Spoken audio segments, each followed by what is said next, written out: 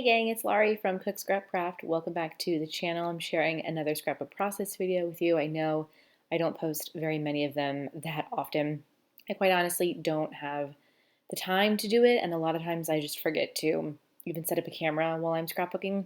So I know it's frustrating because there's so many layouts that I would love to share the process with you for, but I just don't have time to go through all the videos and edit them in a timely manner. So you're gonna get them when you're gonna get them. So for this layout, I had pulled an old sort of homemade kit that I had made. And it was basically down to the bare bones, just a bunch of like random pieces. And I'm sorry for the focus here. It's just a bunch of random scraps. I think that brown paper was probably the biggest piece of paper that was still left. And then I decided, see that paper there, it's white. And I guess I had cut something out of it before. I decided to, since I didn't have a full size 12 by 12 piece of paper, I said, well, I'm going to create it. So I cut that brown piece in half and I added some to the top and then some to the bottom to extend that white piece, excuse me, so that would become a full 12 by 12 piece. And then I had to do a little bit of trimming on the ends. For some reason, sometimes I get paper that says it's 12 by 12, and then when I'm putting it on top of another piece of 12 by 12, it's too long or too short. So I don't know. I don't know how the measurements can be off. But there's a piece of white pattern paper. So you're not going to see any of that white background paper. It's just there as kind of a base for everything else. So I'm adding this white background in the middle, and then I've created my own little patterned paper background that's going to set the stage for my photo. So that washi tape there, that was actually not in the kit, but I had it out on my desk. I used it for something else, and I just felt that the colors in it went pretty decently with some of the colors of the papers that I was going to end up using. So I added that as well. And what I didn't pay attention to was that actually that white piece, because I had trimmed the brown and the white background, the white pattern piece actually ended up being a little bit too long. No big deal. I mean, once I put it in a page protector, I don't think anybody's going to notice. And maybe you didn't even notice, except that I pointed it out to you. So there's my photo that I just backed on some brown cardstock. And then that frame photo is very old American Crafts. I love the colors in it. A lot of I guess it was maybe a home theme because there were like a kitchen themed pattern papers and then those frames. I really liked them. I sometimes had trouble figuring out what to do with them though. But here I just did a little bit of paper layering, and then I grabbed some old pink and cream bouquets from Cheeky Studio. Because they were also on my desk, and I said, hey, like the colors in these flowers kind of go with the colors of these papers. So that was a happy accident that I just kind of happened to look over at my desk and see that they were out there. So here's my trick. I like to put things in their place first.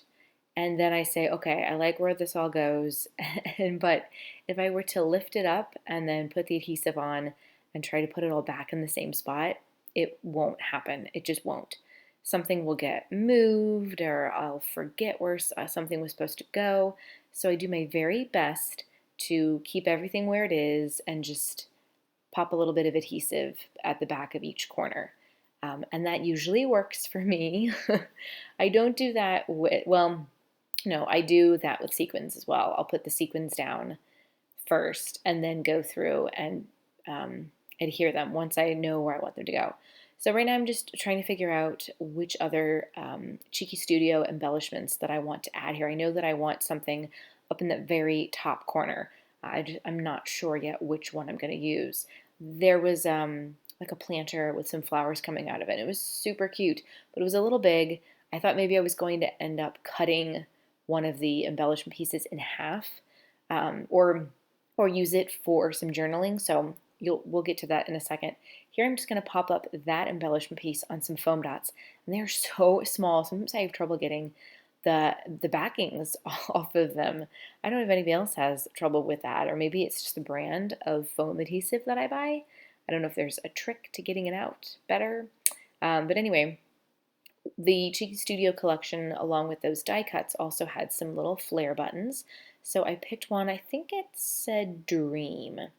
And then I grabbed another little floral ephemera piece. This is a photo of my daughter I think it was last December. Yeah, it was last December.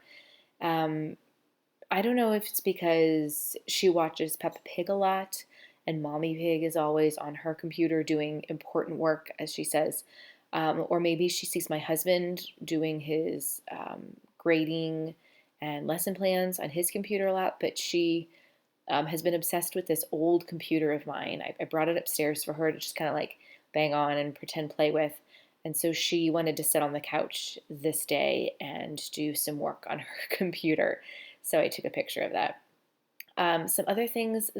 What's funny when I make homemade kits is that I forget that I put certain things in the kit. And so then when I go through a kit after a while, I'm like, oh, wow, I forgot I had this. It's like I had some leftover thickers, some Bella Boulevard letters, those really cute, I think that's pink, those word stickers are Pink Paisley or Paige Evans. No, I can't remember. But because I didn't have alpha stickers that spelled out a title that I wanted to do, that I wanted to go with, I just decided to use those word stickers and create the title from them. So this page is titled Always Cute.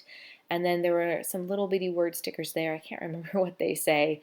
But I just kind of added those in as well. They were pink. They fit in with the color scheme. And then I'm going to use my my brown pen. See, I always have my planner from last year handy so I don't forget the dates of things. When I print the photos from Shutterfly, they always put the date on the back. However, I forget to look at the date on the back before I'd hear the photo. So to save me from screwing up my layout, I always have my planner, my calendar with me. So I'm going to do the journaling up there and just stick that down. I ended up using the whole piece because it wasn't that big, and I did need the whole piece to, tell the story of what was going on in this photo. And then I'm going to add some sequins, some Cheeky Studio pink and cream sequins, which is just a gorgeous mix. I wish that you could still buy this stuff because it's really, really, really, really pretty, and I've gotten a lot of use out of it. I think it's been a while since I've got that collection, but anyway, I'm not going to go on and on and on. So here I'm just laying out the sequins to get them in the areas where I want them, because I find that it's easier if I can visualize where they're going to go, and then I will go back and stick each one down one by one. So that's pretty much going to do it for this layout. Give this video a thumbs up like if you enjoyed watching it, and some close-ups are going to follow. Make sure that you subscribe to the blog and follow me on social media so you can see even more fun scrappy stuff. Yeah, and leave a comment. Let me know.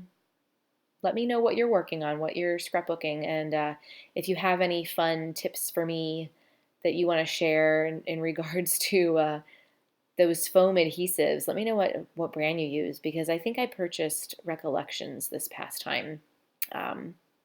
Yeah, so don't worry, I'm not going to make you watch me lay down all of these sequins, because that would be really awful. So anyway, here are the close-ups, and I will see you guys next time. Bye.